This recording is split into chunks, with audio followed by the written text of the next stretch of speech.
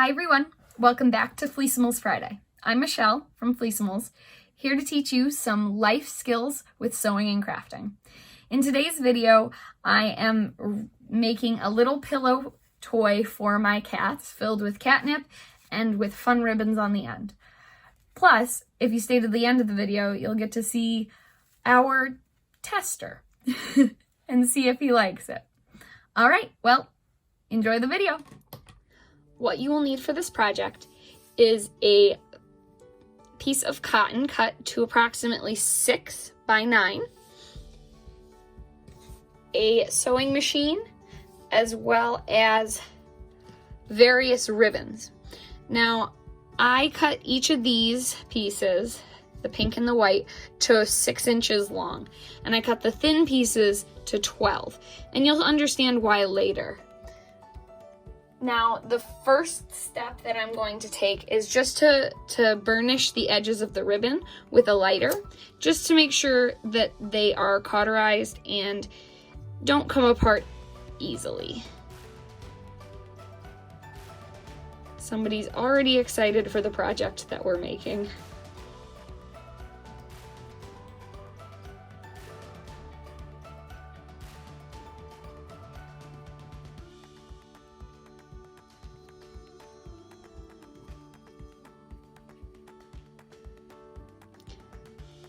Now, do use care when you're using a lighter to melt the edges of ribbon. You want to go quickly and not submerge the ribbon completely in flame.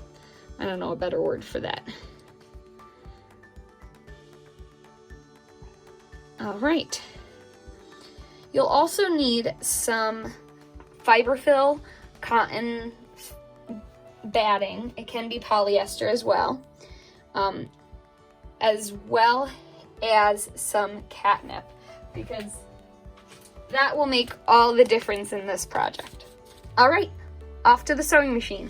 Now that we have all of our materials laid out in front of us, we are going to thread our sewing machine. Now, I have chosen a separate spool and bobbin color just to make it more visible on the video, as well as easier to understand when we go over tension of your machine.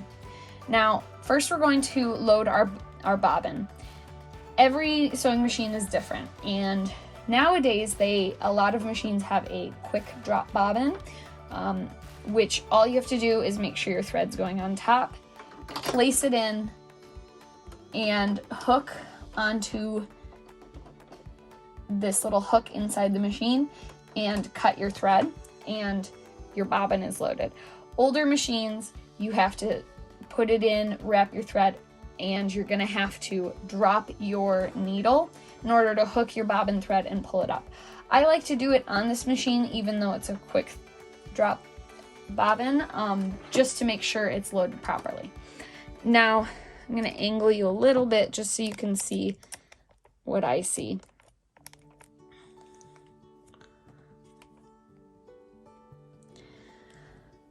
So our thread is going to go on top, going clockwise, or at least for my machine. Now, I have this extra little piece to help keep my thread aligned. We're going to hook through this top piece, and in every sewing machine, it is going to give you numbers. I'll lean my machine a little bit if you can see that, to show you how to thread your machine every time. So we're just gonna follow the numbers to around and down for 3. We're gonna hook around this piece that moves the needle for 4, hook onto this small piece above the needle for 5, and then finally thread the needle. Now, like I said, every machine is different. If you have the instruction manual or an instruction video to watch, definitely go through the steps of how to use your machine, as well as how to thread it and different things like that. If you don't, try to find a video. There's plenty on the internet to how to use your particular machine. Every machine is labeled with numbers and letters so you can identify it.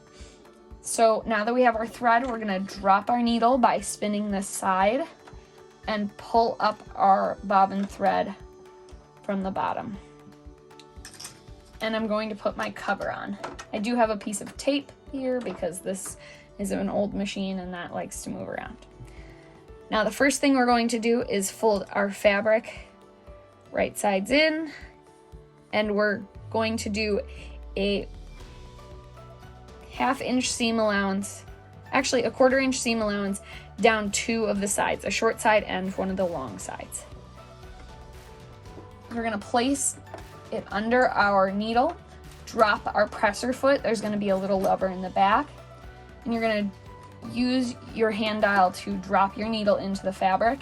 And I like to take the thread, the spool thread, as you can see it's purple, and hook it underneath your presser foot and pull it to the back, just so you don't get any weird knots or little loops. Now I'm gonna push down this small lever. This is to lock in your stitch by going backwards.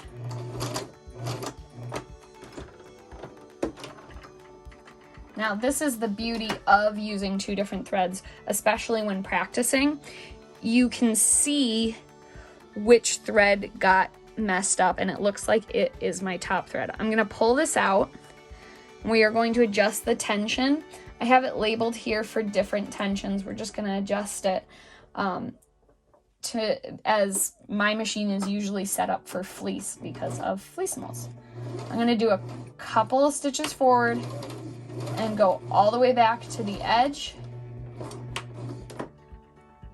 pulling my thread back. And with our 1/4 inch seam allowance, we're gonna follow this line.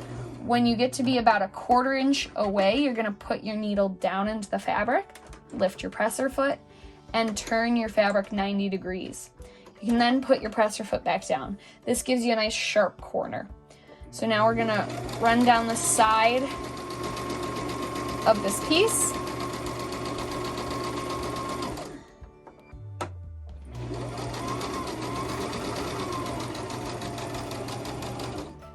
And I'm actually gonna go all the way to the end, and we're gonna push down this lever again and reverse a few stitches to lock into place.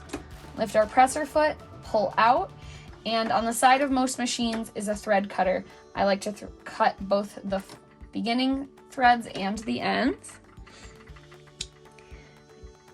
Now, this next step is important. Since we want a nice sharp corner here, we are going to cut this end, and I like to taper the other sides as well, close to where those 2 stitches are, but not all the way, so you don't cut your stitch. Now we're going to flip right sides out.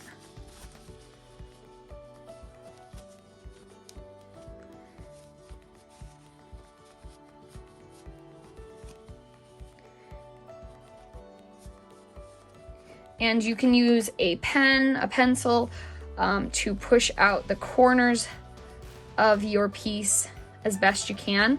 But just a warning, do not use your shears or your scissors, as you can puncture through the fabric. So now that we have this tube, we are going to grab our fiber fill. I have a lot here, but we are going to first take our catnip and put a little bit into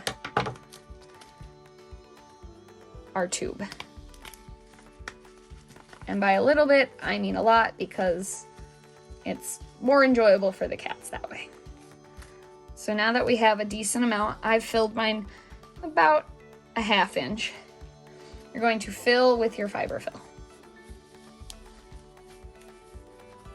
And in this time, you can kind of angle your bag and shake it, so that way your fiber fill gets, or your catnip gets evenly distributed. And now you will get catnip on your table. Your studio may smell like catnip, but it'll make your cats happy. So that's what we're doing.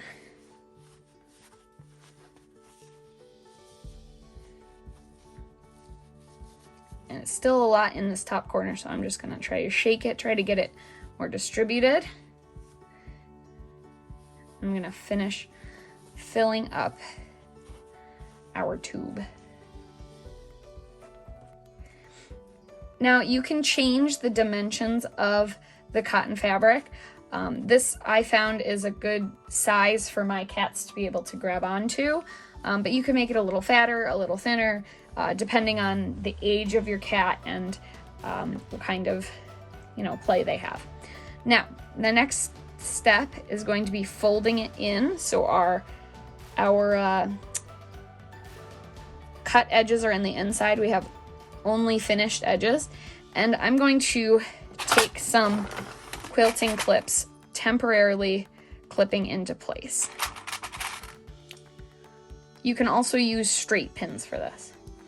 Now we're going to take our ribbon and kind of figure out how you want to have your ribbon inside.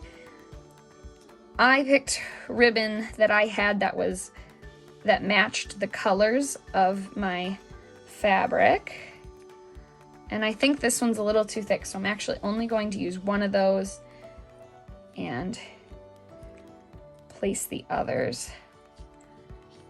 All right, so now we're going to open up our clips, stick our first piece of ribbon. You want it to be in about a 1/2 inch, so that way there's enough coverage of your ribbon. I'm going to layer one of the white ones with the pink. And the reason that I made these purple ones 12 inches is I can fold them in half, and there's going to be a better grip since the ribbon is so small. If there wasn't a bend in it, the stitches might actually miss the ribbon, and those ribbon pieces could just pull out. So we're going to kind of push that inside. I'm going to secure some of these with other clips and finish off by putting in a couple more pieces of ribbon.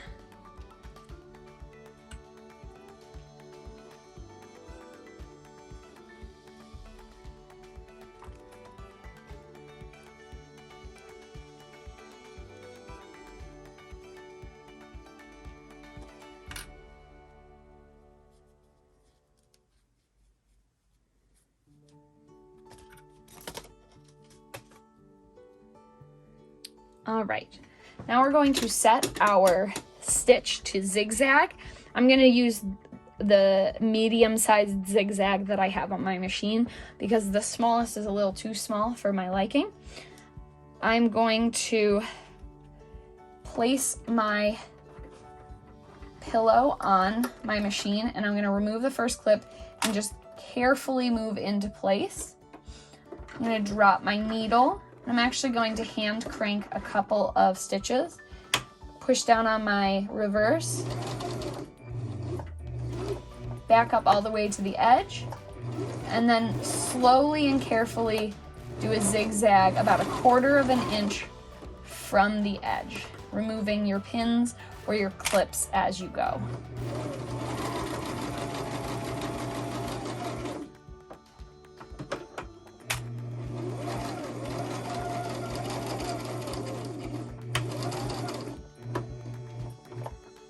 Raise your needle, pull out, and cut your threads. And for these threads, since they're zigzags, I'm just going to take my shears and clean up the tails of the thread.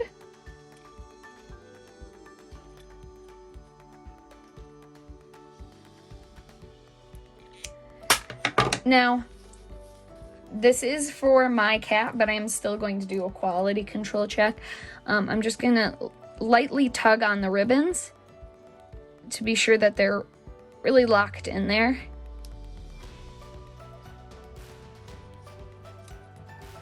And it looks like they all are.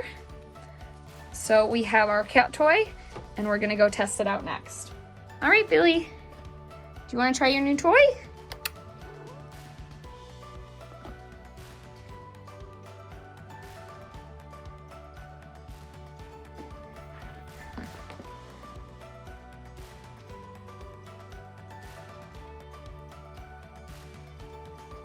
We have an immediate success.